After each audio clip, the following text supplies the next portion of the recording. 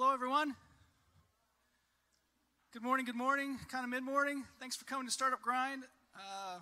We appreciate you all being here and creating some relationships, learning a few things here and there, sharing your stories. My name is Michael Grabham. I'm the Seattle director up in Seattle, where the world champion Seattle Seahawks live. Yeah. There's actually a parade going on as we speak in Seattle, about 400,000 people downtown celebrating the Seahawks win. So I am the Seattle chapter, as I said, and I also, my day job is I work for a company called Portent. We're an internet marketing agency, so we do all things internet marketing. And I've been doing Startup Grind for about a year and a half, and it's absolutely awesome. Met some awesome people.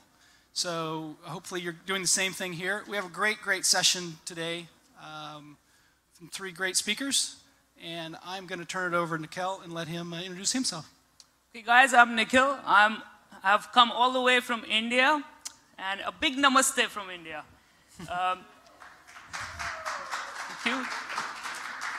So I run the Delhi chapter, and we just started in July, so we're just picking up from the Silicon Valley.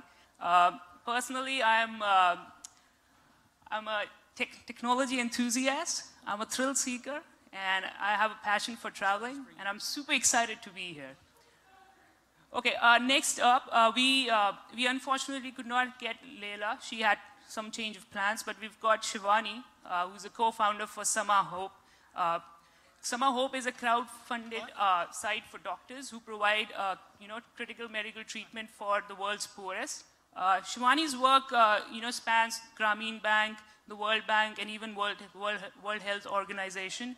So Shivani also works for a seed impact beyond capital fund, which is a high impact seed stage fund. Shivani is also a former Microsoft product manager, and she's a former McKinsey consultant. She has a BS in electrical engineering and computer science, and a BA in cognitive science from UC Berkeley. She also is an MBA from MIT Sloan School of Management, and she's also spent some time learning Shakespeare from Oxford University. So, without much delay, let's have Shivani, Garg, Patel on the stage. And guys, a big round of applause for us.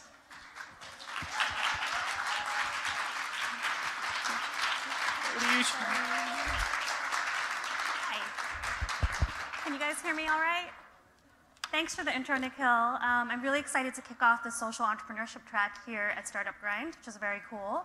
And I know many of you were expecting Lila. Lila and I actually co-founded Samahope in 2012, early 2012. So I'm here to tell you a little bit about our journey in creating Samahope and what we've been up to. I'd like to start by telling you a story about this guy. So this is Dr. Shankar Rai. I actually met Dr. Rai last year in Nepal. Dr. Rai came from really humble beginnings in a small village in really rural Nepal.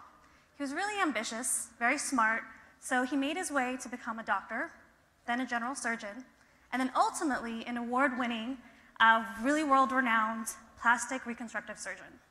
Now, Dr. Rai could actually earn a really well-earned living catering to the higher income population of his country. As you can imagine, plastic surgery, there's a lot of money to be made. Instead, Dr. Rai has actually dedicated his career to reaching the poorest of the poor in his country. He exclusively works on cleft palate and cleft lip repair and burn surgeries. He treats patients like Bishal. Here you'll see Bishal, 2-year-old, from the eastern hills and mountains of Nepal. This is an area where it gets really cold at night. And you can imagine during the cold winter months, when you have no access to electricity, no access to the grid, and only a small fire to use as your only heating source. One of those nights, Bishal actually crawled into that fire seeking warmth. And unfortunately, as a result, Bishal suffers from burns on his face, on his arms, and other parts of his body. Now, he sits in the arms of Basanti, his mother. Basanti is the only caretaker for Bishal and his sibling. She is the only income earner for the family. And she knew that without treatment for Bishal, he was destined to a life of deformity, disability, probably wouldn't be able to go to school, and a really shortened lifespan. This wasn't the future she had hoped for Bishal. And so she said, I'm going to go find treatment. She found Dr. Rai, and thanks to that, Dr. Rai is now able to treat Bishal, and Bishal is on his way to recovery. Dr. Rai sees patients like Bishal every day. And actually, the interesting part is he says he could treat 100 more patients like Bishal, but he just needs the funding to do so. The aha moment for me came when we realized there's thousands of doctors like Dr. Rai. There's so many doctors out there who are trying to bridge the access to basic health care, but they lack the funds to do it. And more so, these are doctors, nurses, community health workers. They're not fundraisers or marketers. And frankly, they shouldn't be. They should be dedicating their time to reaching more patients, not in trying to raise funds to do so. And that's where Samahope comes in.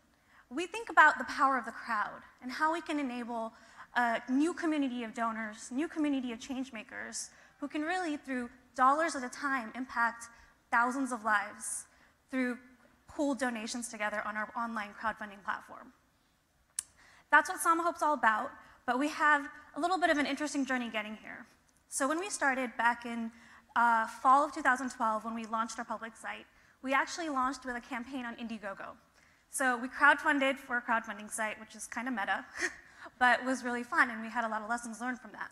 We launched with individual patient profiles. So our medical partners in the field, they put up profiles like the ones you see here, where they had individual patients, which had photos, and in-depth stories of each of the patients. These profiles and stories consisted of information about what the condition was this patient was suffering from, but more importantly, what the patient hoped to achieve once they received treatment. We wanted to be really aspirational. And this was great. It resonated with donors. There was an emotional connection there. People really responded to this. And 6 months later, we hit our first small milestone. We funded 100 patients. We were able to treat 100 patients thanks to donors on Samahope. This was a small win for us. But we started to think about, how are we going to get to the 1 million patients treated? And how are we going to do it in maybe 5 years? That's a big scale question for us. And so we took a step back and started to think about, well, is this the right model to get there? Are we going to get to the 1 million doing these patient profiles? So in the spirit of refinement and iteration and constantly asking questions, we started to talk to our stakeholders. We talked to our medical partners, the patients receiving the treatments, and our donor base. And we learned a ton. I'll highlight 3 things that came out of those discussions that are really relevant here. The first is, from our medical partners, we started to hear that the creation of these patient profiles are actually pretty cumbersome. It takes a lot of time to capture these photos, these stories, and then to follow up with the patients on an ongoing basis, when many times these patients live 4 to 5 days worth of travel away from these really rural areas already, where these clinics are already placed in these rural communities. So that didn't feel like that was a really scalable solution. Second, our donors, while some of them, our patients, while some of them really wanted to tell their story and be advocates for the condition they were in, that wasn't universal. There were some communities where there was big distrust from cameras, of photography. There was a fear of exploitation given past experiences with organizations. And we started to really question how we were upholding the dignity of our patients and protecting their patient privacy. We wanted to treat these patients the way that we would want to be treated, and really thought, okay, we could do better in this category. The third point of feedback came from our donors. So while donors loved the emotional connection that came from these patient profiles, they also sometimes felt like, wow, this is a sea of hopelessness. There's so many patients. How do I pick which one to help? And what's really my engagement? After I fund a treatment, now what? How do I keep engaged? How do I keep connected and keep making impact? So all of these points together really helped us think about, okay, what are we going to do that's going to really help us scale? And then I thought back to the stories of Dr. Rai and the stories of our medical partners, which are really at the heart of each of them. We have these amazing doctors, these nurses, these midwives, these health workers, who are all inspiring and really unsung heroes. Let's tell those hero stories. Let them tell us what are their challenges in delivering global health care. Let the donors get connected to these doctors and build a relationship with them. So that led to Samahope 2.0. This is really where we profile and feature the doctors on our site. This model scales a lot better with our medical partners. It develops a long-term relationship that donors can have, and it preserves the privacy of our patients. And the crux of the site, here are a couple of screenshots of the site, is really these profiles of the doctors. Each of these profiles have information on credentials of these doctors, what their excess capacity is, what that number looks like, where they're treating, the breakdown of costs for those treatments. And the big question for us was, okay, how are we going to get that emotional connection still with these doctors? And so we found, actually, that video is a really great medium. So every single one of these profiles has a 1 to 2 minute video of the doctor where you can really hear from the doctor himself or herself what inspires this person, why do they do the work that they do, and what is it that they need? What are their challenges that they face on a daily basis? From a donor perspective, when you come visit the site, you browse through these profiles, and then you can decide, okay, I'm going to support Dr. Maggie here, and you have the option to donate on a one-time basis or on an ongoing basis through a monthly subscription. Kind of like the amount you spend on a Netflix account, you can actually work to spend, you can actually support a doctor to save lives. And on the back end, all the donors get reports from each of the doctors on a monthly basis.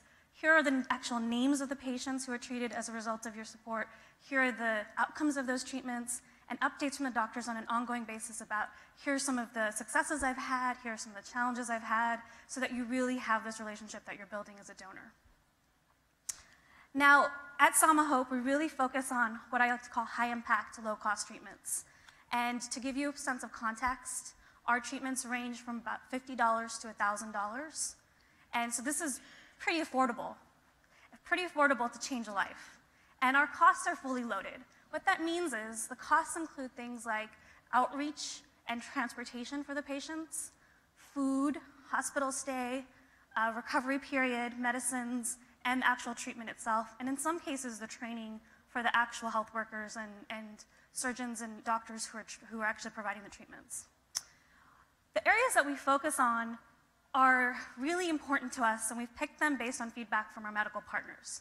These are conditions that are really neglected by the traditional global health funding sources and are often not really talked about. So, for example, I'll highlight burns for a second. I was staggered to hear this statistic. There are more women who are severely burned each year than are diagnosed with HIV and TB combined. Why don't we talk about this? Why don't people know about this? And so at Samahope, we not only want to direct funding to these different areas of need, but also try to build awareness about these different conditions. So over the last 5 months, the team has grown from just me to a team of 4. We've relaunched the website and done a whole redesign of our model. And we've grown to a community of over 7,000 donors. So now, looking onward, we're all about growing this donor base and reaching those 1 million patients that we hope to treat, and actually thinking about how we can scale our model here in our own backyard, here in our communities, helping community clinics that are supporting the poorest of the poor in our own communities here in San Francisco Bay Area. Thank you, and enjoy the rest of the session.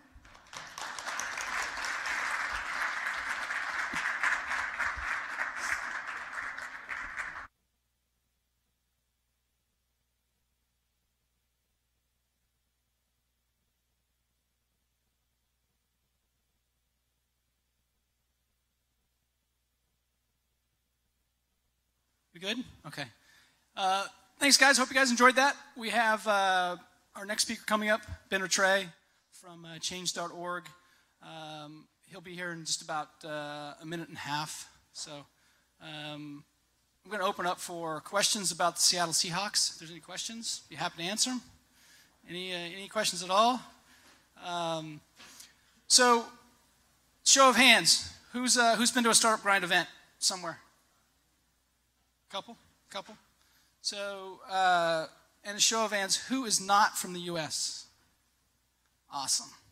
We have, as you may or may not know, we have about 70 directors all across the world doing Startup Grind events on a monthly basis. And about 65 of those directors are actually here at Startup Grind events. So you see a lot of these people running around in these t-shirts. They are running Startup Grind events all over the world. So we've got cultures from India, Australia, just all over the place, a few in China. So it's really a great mix of cultures that we've accumulated over the years with Startup Grind. And Startup Grind started only 4 years ago by Derek here in this very city, and we now have those 70 chapters serving 30,000 attendees last year. So it's pretty exciting. What else we got here? You ready for me? Okay. So I got the thumbs up. So Ben Rattray from Change.org started in 2007, and he's been nominated as one of the top 100 most influential people in the world, and also the most creative. So he has done some amazing things over the last few years. Change.org is the largest petition website on the planet, and they have almost 50 million users visiting Change.org. So I'd like to bring up Ben Rattray from Change.org. Come on up, Ben. Hey. Hey, how's it going? Thank you. And we have a wonderful interviewer this morning from TechCrunch. He's probably taking some notes right now. Come on up, Rip. Rip from the TechCrunch. Thank you, sir. Love it. There's a bit of a separation between the two of us. This is good. I feel like there's kind of a gulf here, Ben. Yeah, if we wanted to get in a fight, we scoot? couldn't even get in a fight. Well, listen, thank you all for grinding away with us. It's good to see all you guys. I'm here talking to Ben. Ben, first of all, let me just let you really quickly take it away for those unfamiliar. I just want to give you the floor to tell us a little bit about Change.org and what you guys do. Yeah, so as mentioned before, Change.org, the world's largest petition platform. We have 50 million users around the world that are taking action by starting online campaigns.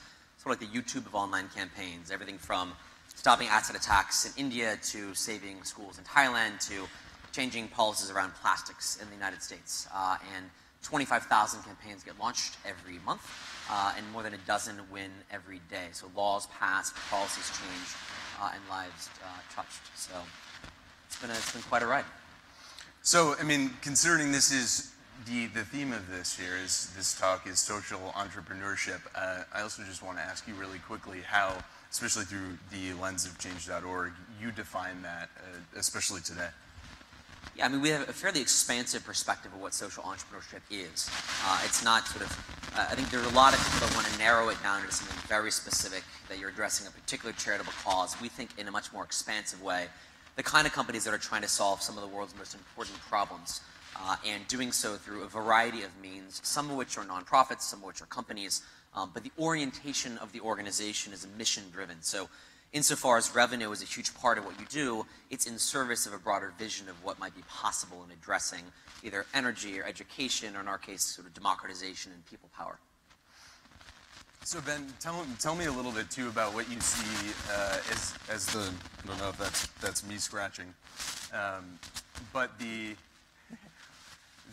kind of divide between nonprofits and for-profit startups, and I'm curious too how you think that for-profit startups and companies especially can encourage this kind of social entrepreneurship, this kind of social good, and do you see any changes today in the kind of the overall penetration of this way, you know, of looking at building companies compared to, let's say, 5 years ago? Yeah, so I think the way we see it is, one is social entrepreneurship is a little bit about what you do in the world, and the second is how you do it. And so traditionally it's been seen as, you know, what objective do you have? I just mentioned kind of at its core, social entrepreneurship has been, are you addressing a major key social problem? And the second, though, is I think that's a fairly narrow perspective in the long term. We like to think of, while we hope to be many more companies that are focused on addressing major important social problems, that every company has significant impact on the lives of the staff, on the environment around them, on the community supporting them, and the customers that they have. And so we think there's sort of, from an expansive perspective, that increasingly every company is going to be seeing itself in some way as a social enterprise, as a company that impacts the lives of other people, even if it's not what you do in the product or service you provide, but how you do it in the business practices that you have. And that, I think, is actually a fairly sizable transformation.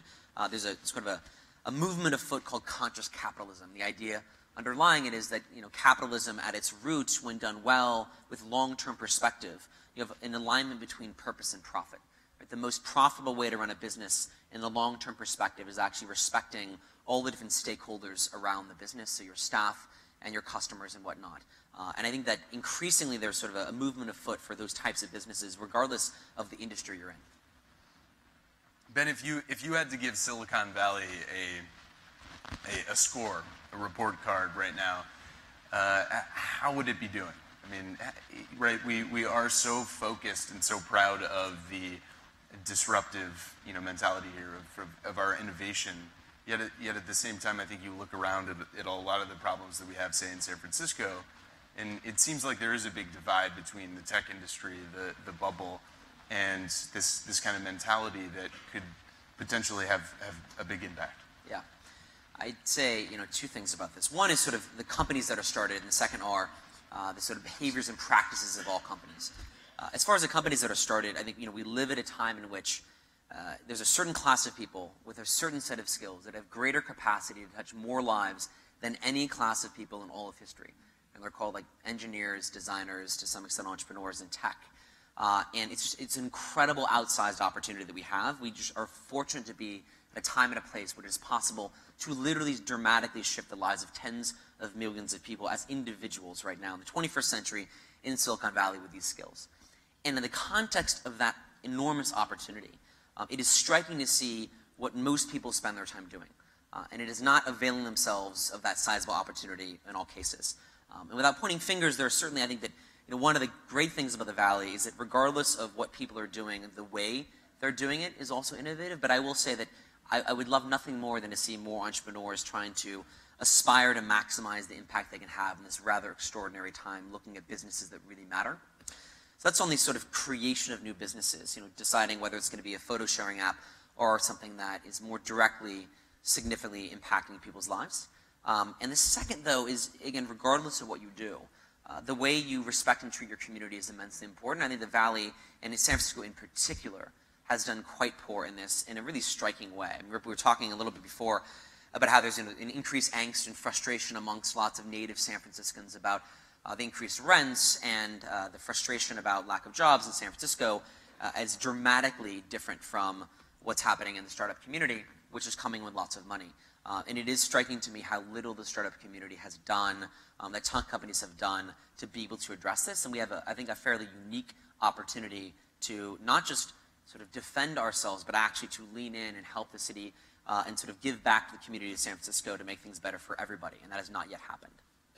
Absolutely. I think there's a huge opportunity, but I want to ask you, Ben, what do you think in terms of the finer points?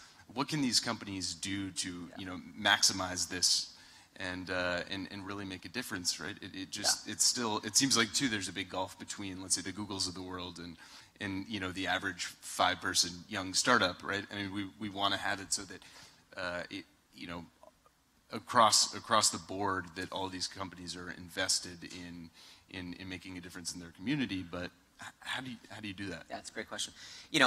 What I would do if I ran Google, which is not a job that's available as I understand right now, but Larry might get tired, is there's a huge opportunity to use the unique assets of these tech companies to be able to add sort of fairly significant value in the lives of people in San Francisco, the primary of which is why not start vocational training for anyone in San Francisco or certain classes, let's say you start with Mission High School, around tech training. You could do technical training either around engineering, coding, you could do QA, things that are sort of more accessible potentially as well without a huge amount of background in tech. I think if you offered free courses and then the possibility of interviewing for jobs in the tech sector that may not be the most senior engineer, but actually might be in some way from the infrastructure side or on the technical support side of things, I think that there's no greater gift you can give somebody than a job when they don't have it. It is the thing that is primary in giving human dignity, a sense of purpose and self-worth, and an opportunity for improvement. And I think that one of the things that the Valley has done, we talk a lot about how we are job creators. which is generally not true. We're mostly job destroyers. And that's what you want to do if you're disrupting the industry. Your goal is not to have 400,000 people like GM or GE. You're trying to have 4,000 people like Facebook, but a higher market valuation.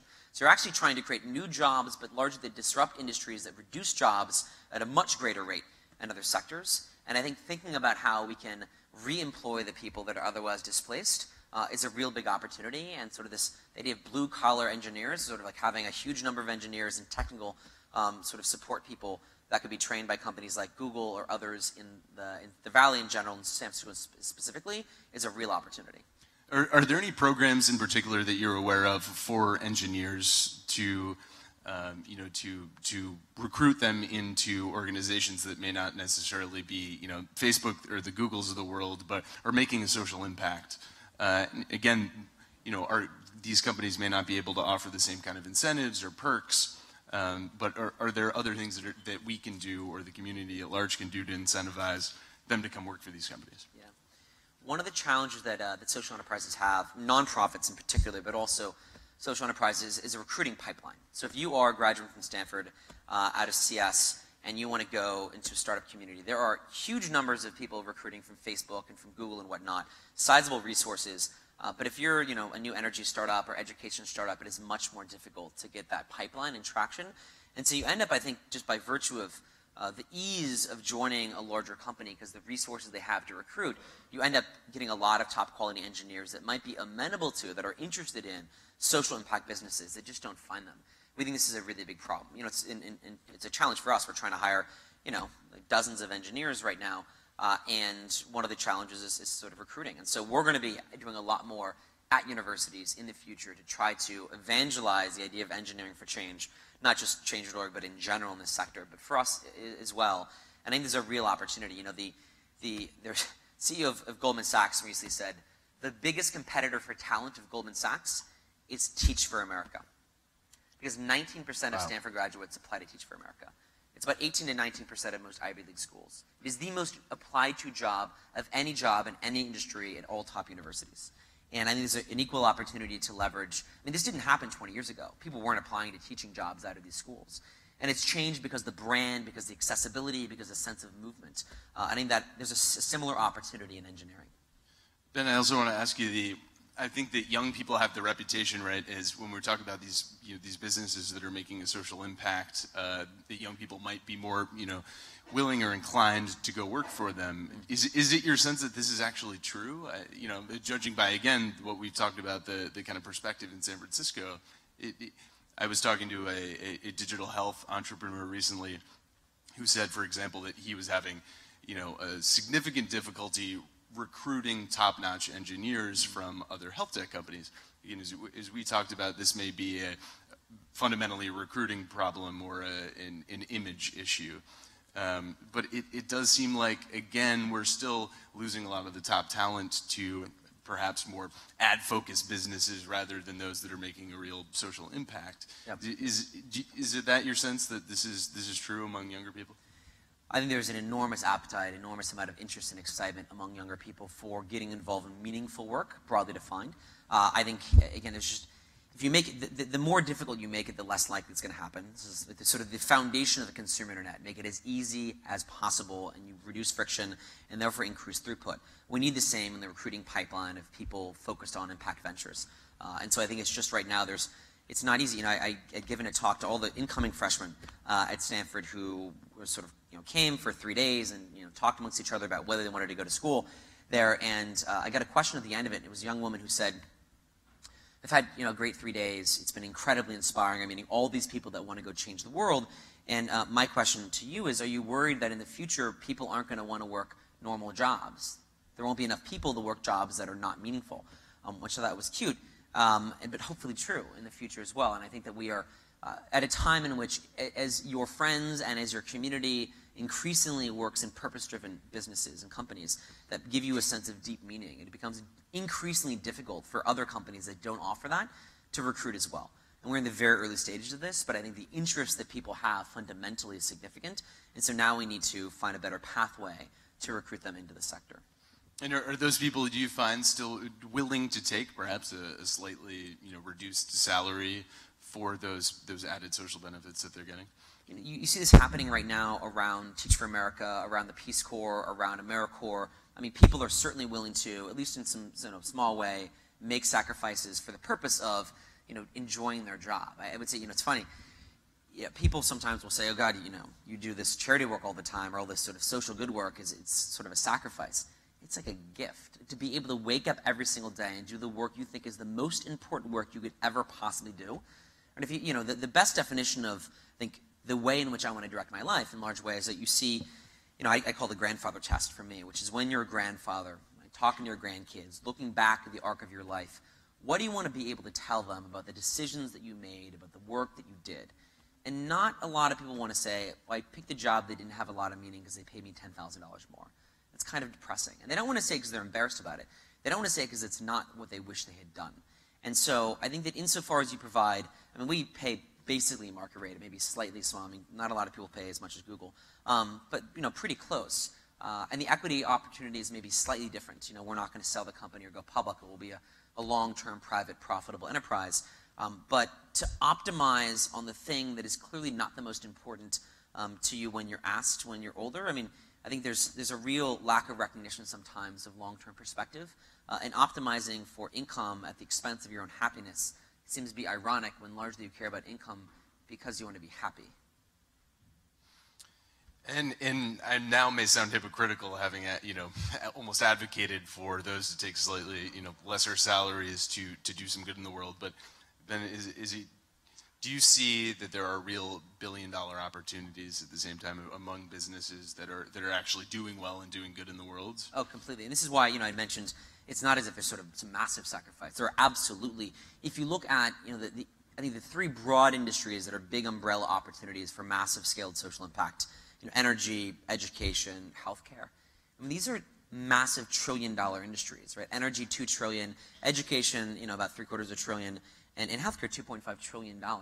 Huge industries, ripe for disruption, and the success of which would be enormously valuable for the rest of the world and could provide significant resources for those investors and founders as well. And so I don't think that it is totally possible if you pick the right industry and the right business to have a coming together. We think of sort of purpose and profit. I think if you look in the long term, if you want to run one of these companies in those industries, there is a really happy coincidence between the two. The more effective you are at impacting people's lives, the more revenue you generate because the scale you hit, the more capable you are of impacting people's lives. And that virtuous circle is a fairly new thing, but it's very real. And when done well with a long-term perspective, that is the most exciting thing I think happening in social enterprise. So when we talk about that need for a long-term perspective, this seems especially true among investors, right? And those institutions that are investing in these types of businesses, do you think that really it's more of an education issue in educating investors to the opportunities here, or is it more that we need to create a whole different asset class, say, to give some of these companies the opportunity to receive investment, to grow, and to have the same kind of opportunities that a for-profit business might traditionally have? So my perspective, there's two almost separate asset classes that need to exist that don't really right now to address this broad opportunity. The first is there's sort of this idea of impact investment. So you've got a lot of guys, a lot of people that are making billions of dollars, and they're giving a lot of away to charity, to nonprofits, in service of a broader mission. But it's oftentimes the case that investing in for-profit social enterprises that are addressing similar problems are a much better, more scalable way to address that. And so it's crazy that the idea that you're going to go donate $1 million to address an education issue where you could invest $1 million in a for-profit education institution that has actually more impact with additional financial returns over the long term. Literally, people will make the donation a lot of times. It is crazy, and it's just by virtue of it's a psychological shift that needs to happen, in the sense that there's sort of this opportunity to achieve the objectives you have from a mission-driven perspective with for-profit financial investments. So that needs, I think, absolutely to happen. The second, though, as well, is you have this challenge now with even if you're convinced that this mission-driven enterprise is as sizable a financial opportunity as any other. Let's say, for us, we're one of the fastest-growing social change organizations in the world, but one of the fastest-growing internet companies in the world. We could easily go to a VC, raise tens of millions of dollars, and talk about sort of why we wanted to go public. Now, We don't want to go public. We don't want to sell because we think that's not going to serve the ultimate mission. But we do think it's a financial rational investment for people. But from venture capital firms' perspective, if you want a liquidity event within 5 to 7 years to get out your money, you have to have a sale or go public. And we think that's crazy because most businesses historically have made money through things like profit sharing and dividends and whatnot over the long term. And so I think there needs to be a new asset class that enables you to remain independent as a company, to keep control of your business, to focus on the long term, to build huge value that is financially in the interest of everybody, but is framed in a different than a 5 to 7 year time horizon that VCs have. And the absence of that is a real pain point, I think, and a real opportunity in the future as well. Ben, I know you guys just raised $10 million for Change.org. I'm curious, maybe some people would benefit from this too. Can you tell us who some of your investors were and some of the investors and institutions that you say who are already moving into the space, who are making big bets and do have this kind of long-term focus? Yeah, there aren't a whole lot of them. And so we raised last year, at some point actually, $15 million from the Omidyar Network, was the sort of lead anchor investor. So Pierre Omidyar, founder of eBay, has a sort of large investment fund that funds both the nonprofits and for-profits, and is deeply committed to this idea that business in a for-profit capacity can be an enormous source of social good in a scaled way.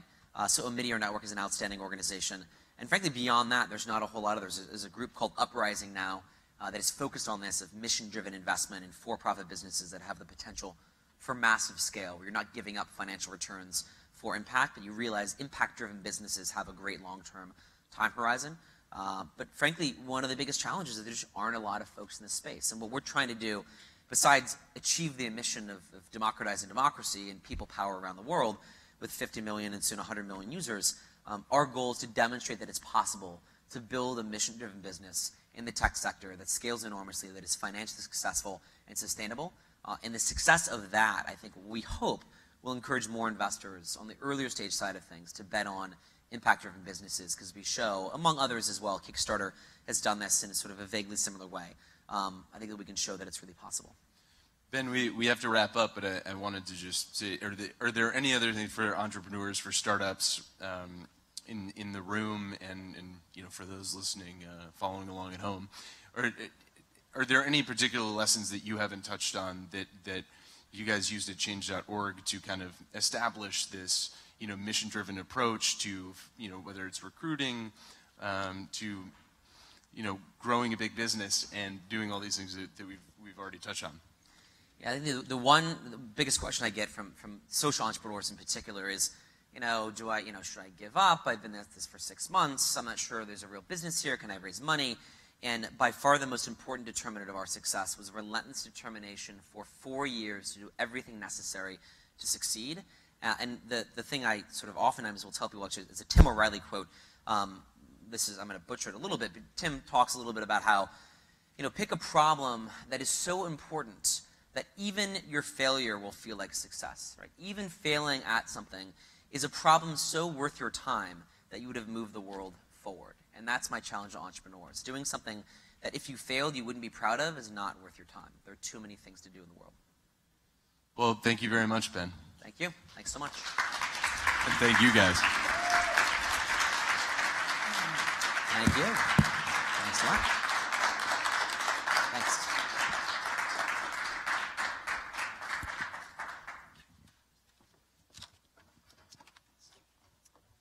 Hey guys, next up, we've got Elizabeth McKee Gore. She's first ever resident entrepreneur at the United Nations Foundation. In her role, she works to promote innovation and entrepreneurial spirit. She also chairs the Global Council for Entrepreneurs, and she also builds partnership globally to address a lot of humanitarian issues. She's previously worked as a vice president of global partnerships at United Nations Foundation, and she's founded a number of grassroots initiatives, such as Shot at Life, Girl Up. And in addition to this, she also manages a lot of partnerships globally. She works with Fortune 100 companies and Bill and Melinda Gates Foundation. So without much delay, let's have Elizabeth McKee Gore at the stage, and a big round of applause for her, guys.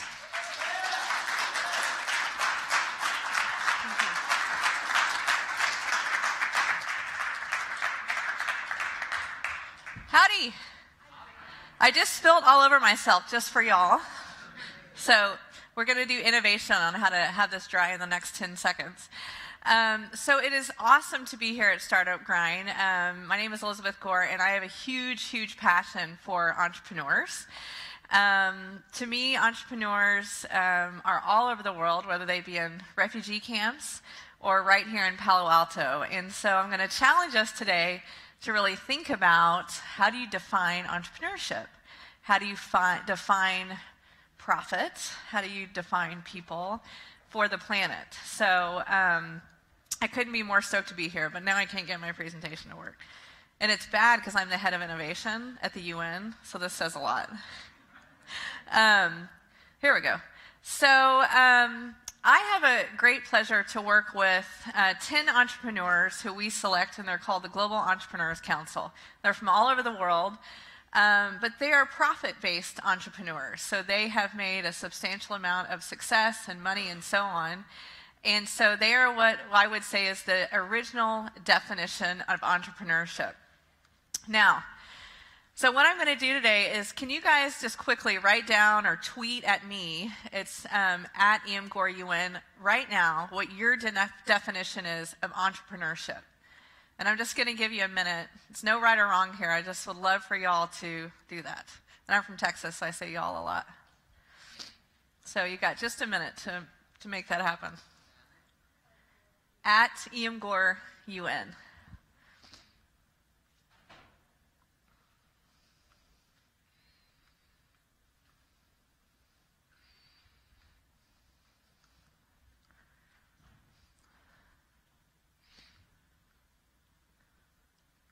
Okay, you got it? So could someone stand up and tell me just your definition and say it really loud? One person. Rocket ship right here. You got a rocket ship on your shirt. What is your definition? So a calculated risk to create something new that improves the world at least a little. Okay. Anyone else? Dare to venture out? Way in the back. You can just stand up and yell it. Making something from nothing. I really agree with that. No bias. Creating a revenue stream, not a paycheck. Something new and useful.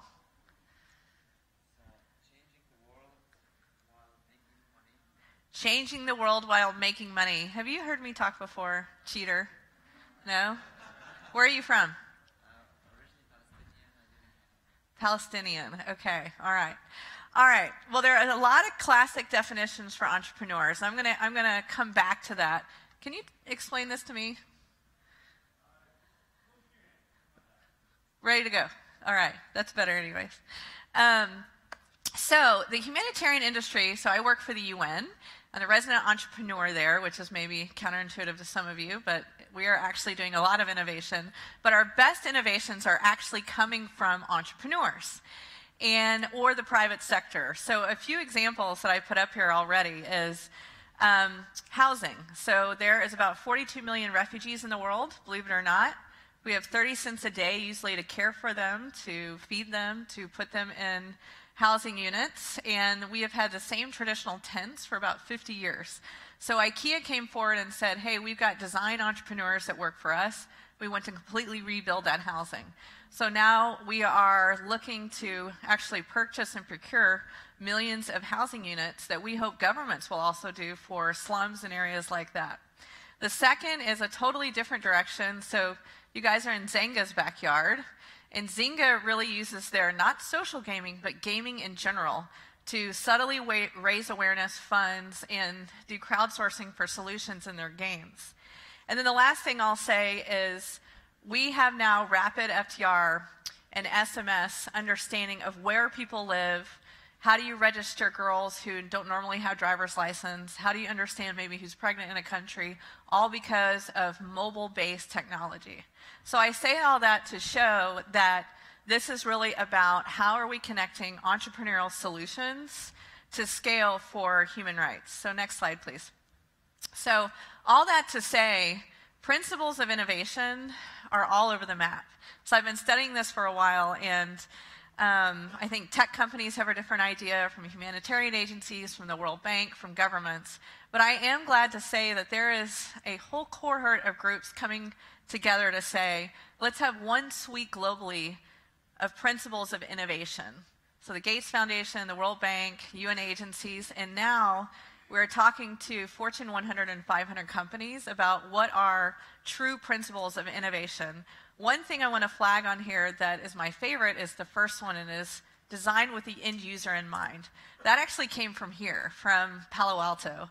And both Google, Apple, a lot of groups really have always designed with the end user in mind.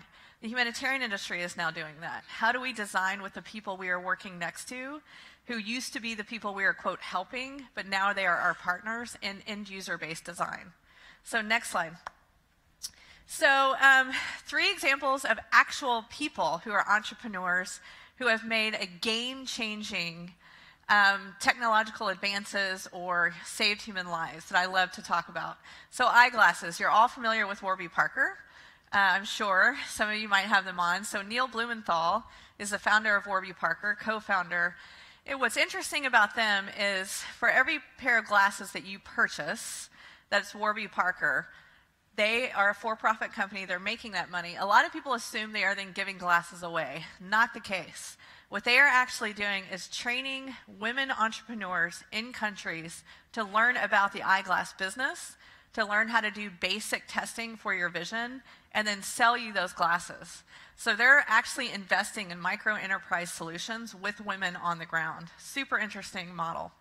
The next one is the BedNet. So Mikkel Vestergaard is an amazing entrepreneur that I highly recommend you look up. Mikkel, he's out of Europe, and he actually invented the long-lasting sex-treated BedNet. Mikkel's actually made over $1 billion on this technology, but he actually open-sourced it. So we are procuring millions of bed nets to save people's lives from malaria with this new type of top-line impregnated bed net. And he's made money, but then he open-sourced it. That's a huge question in the entrepreneur community. Are we closed? Are we open? How do we do that? But he was profitable, but also we can directly go back and say, because of his technology, we're saving millions and millions of lives. And now there are awesome bednet manufacturing groups being set up all over the continent of Africa. So there's locally sourced both data, resourcing, jobs, and then the nets themselves. And then the third, I already talked about mobiles, but mobiles is changing our entire industry in the humanitarian space. Every time an app that some of you create in the room is created, we sometimes look at it and say, can this be used in a humanitarian context? So Rapid FTR was actually from an entrepreneur where we're in Nigeria. We looked to see who doesn't have a driver's license, who wasn't on the census, and we actually were able to put 3 million people on the grid in 10 days because of one new app. And we paid for that app. It was not a terrible app, but it was game-changing. But it saved us millions of dollars in people going door to door with paper and figuring that out. So I just wanted to give you 3 live examples of entrepreneurs who actually did game-changing technologies with for-profit entities. So now I'm going to come back to all of you again and say, can we take the word social off of social entrepreneur? So that's another big question I want to ask you all. If we're all entrepreneurs, and the definitions that you all stated, and especially yours, about, are we doing high-risk initiatives, making a large impact? Maybe it's profitable, maybe it's not. So could we take that definition off? So I just challenge you all to think about that today. Next slide, please.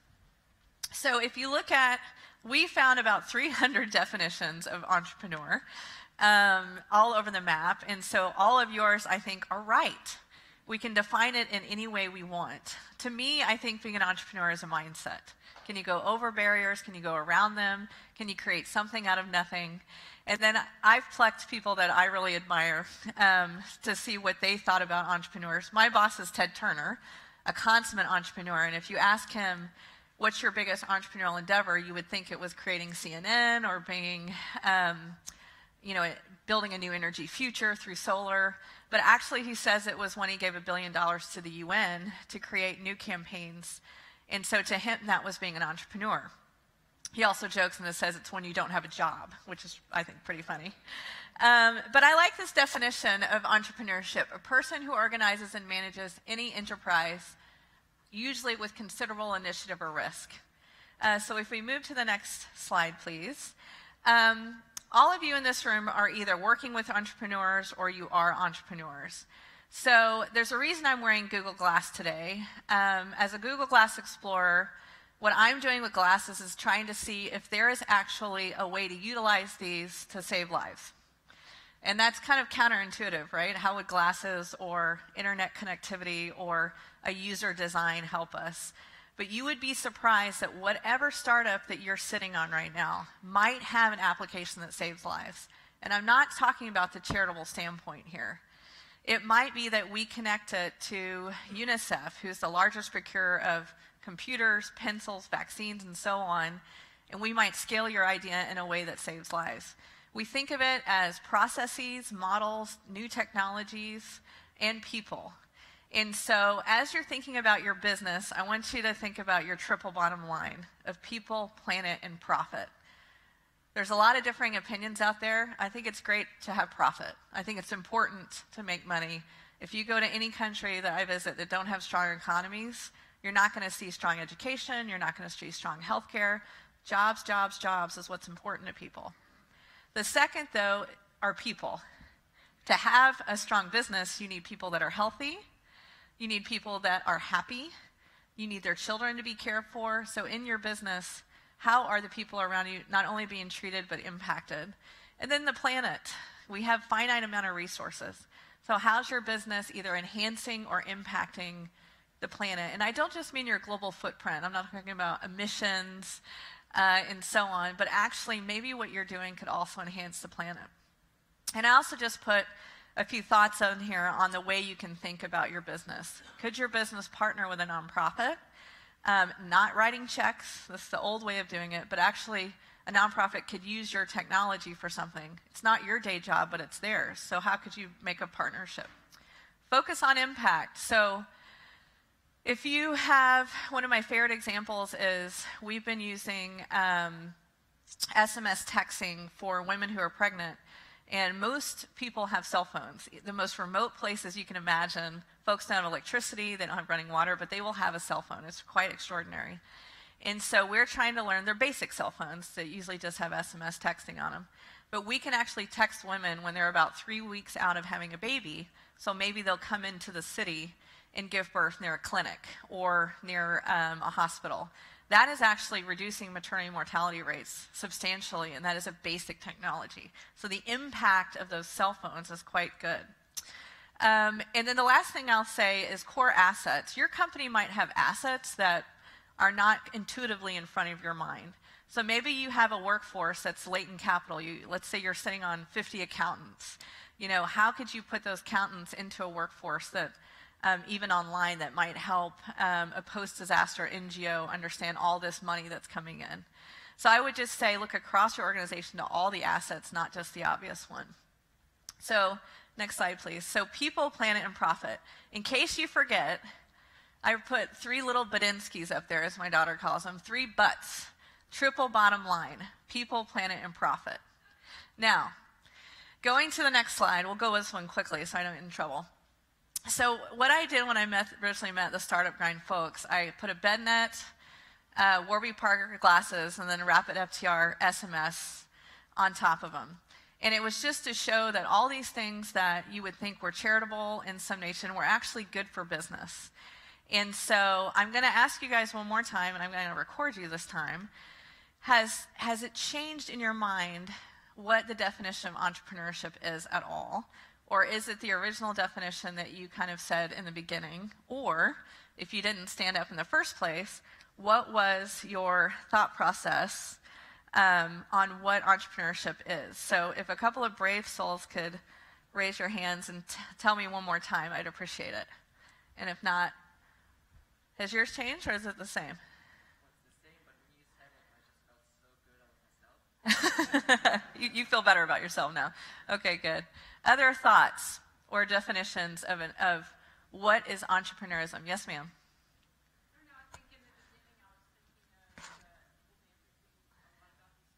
Mm-hmm.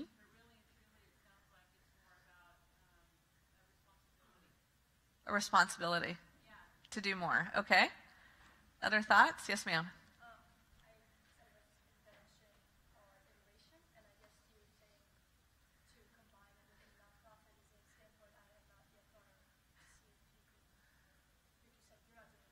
Right. So you're saying advancement or iteration, but it could be through partnership. Great. Okay. Right. And I think the partnership piece is important because if I'm in a startup and I'm sleeping 2 hours a night trying to get my business off the ground, it is not my day job to, quote, save lives, right? But if you offer open source your technology or partner with a nonprofit that is, maybe that's their day job, right? Cool. Yes, sir. The small guy in the front. No, that's you. I'm joking. You're a big guy.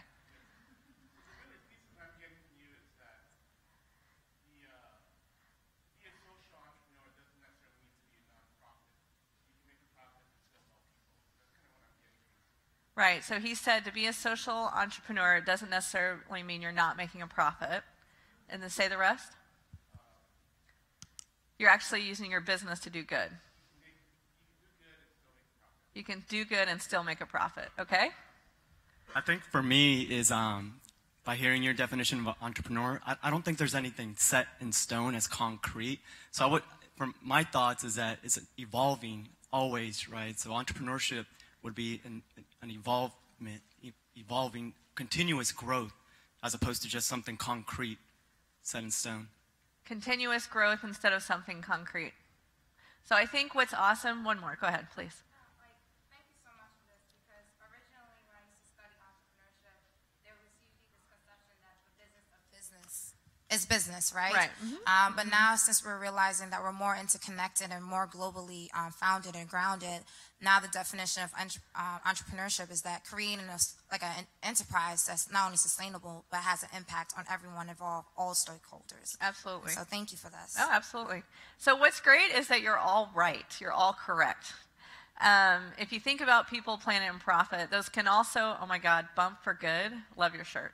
Oh my gosh, stand up and show everyone your shirt, because that's just awesome. Oh my gosh, I love it. So people, planet, and profit can also come at different times, right? I talked about you being in a startup, 20 hours a day of work. It's okay to think about it a little bit later or after you, because you can't be broke and support the world, right? So I also think that we're not so idealistic to say that's in the forefront of your mind the first day you're starting or right after you go IPO or whatever that means. But I do think if you think about it as in your business plan, right? If you think of the pillars of your business plan, one of them can really think about that piece, or you can have someone who's thinking about that piece. Another example I wanted to put out there is I was just talking to my colleague here from New Delhi, and entrepreneurs are really coming from everywhere. And where we're seeing great success is, I talked about end user a minute ago, but entrepreneurs scaling ideas in the context of their geography is something else that we're finding. And so solutions that are coming from that country are very powerful. So I leave in a week to Uganda and Kenya to look at entrepreneurs in those countries who have for-profit entities that they aren't even thinking about social good, but actually they might be absolutely game-changing. So Cash for Food is a really interesting one right now, where I'm actually getting a credit card from World Food Program for my food versus rations. It's game-changing because it also brings a lot of legitimacy, dignity, and profitable model for people that are locally sourcing that food. So I just wanted to bring that up, as entrepreneurs, as I said, are from everywhere. Not just in Palo Alto, but as I said earlier, in refugee camps, and in my own backyard in Texas, where I love finding entrepreneurs. I want to pause for a minute and give an opportunity for folks to ask questions. I would love ideas on this. It's important to me that we're always learning from entrepreneurs and how we should be engaging. One thing I just heard, for example, to kick us off, is that it's very hard to think about where's the entry point. If I have a startup or a very successful company, where do I even start? And so one of my jobs as resident entrepreneur at the UN right now is to figure out a better way for entrepreneurs to connect with UN agencies, whether it's in the field or at headquarters and so on. But I would love to answer other questions. Yes, ma'am. Okay.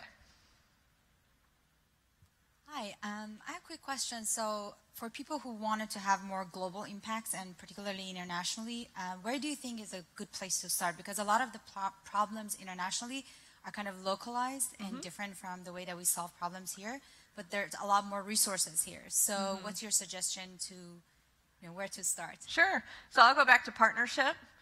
Taking my UN hat off, I would look at where's the sphere around you. So if you're based in New York or you're based here, there are probably awesome NGOs right in your backyard that you can look at who are working on major humanitarian issues. Also here in the US, we need a lot of support. And so look at partners, call as if you were looking for a business partner. Do the research, call around, and you'll find the right interlocutor. I think trying to go all the way into a country that you're not in and find a local partner is very difficult at first. So finding a partner that's probably based here and can really understand what you're trying to accomplish and let them do the work is probably the best starting point. Yes, sir. Thank you so much for your insight. My name is Ari Eisenstadt. I started Dream Ventures, a pre-seed impact venture capital fund to help young entrepreneurs get started with these social enterprises. And I was wondering what you thought of new benefit corporation legislation and if that's a step in the right direction for that triple bottom line. Yeah, I'm really fired up about it. So there's a lot of terminology or vernacular going on. B Corp, is one of the biggest things. But basically what it is legislation that incentivizes you as a company to probably give more than you could or legally can even. So can you register as a public company and give away a substantial amount of money? There's a lot of different venues, but I think it's really important because it incentivizes business to do that, one. Two is there are actually laws prohibiting business to give as much as they can. And then last is employee time, which is frankly, I think, more valuable. So Google, has their 20% policy, which I love, on innovation, but there is a cap to even that on publicly traded companies. My concern right now is it is state by state legislation. It's not getting a ton of traction. So what I would love is to see the entrepreneur community actually build some lobbying coalitions that are stronger than the ad hoc ones that are right now and really start pushing it. So I'm fired up about it. And I hope it's a model that other countries could take on. Great. I'd love to help you with that. Great. So okay. Much. You said we're out of time? We're out of time? I'm here, so I'd love to talk. It was a pleasure to be here. I really want to thank Startup Grind. I think this is an awesome community. And I feel like an interloper sometimes coming from the UN, so I can't wait to talk and learn from all of you. And you saw my Twitter is @EMGoreUN, so I'd love to talk more. Thank you so much.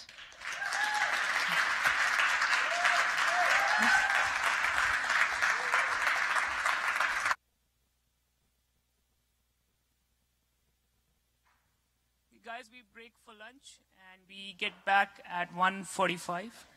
Thank you for being here.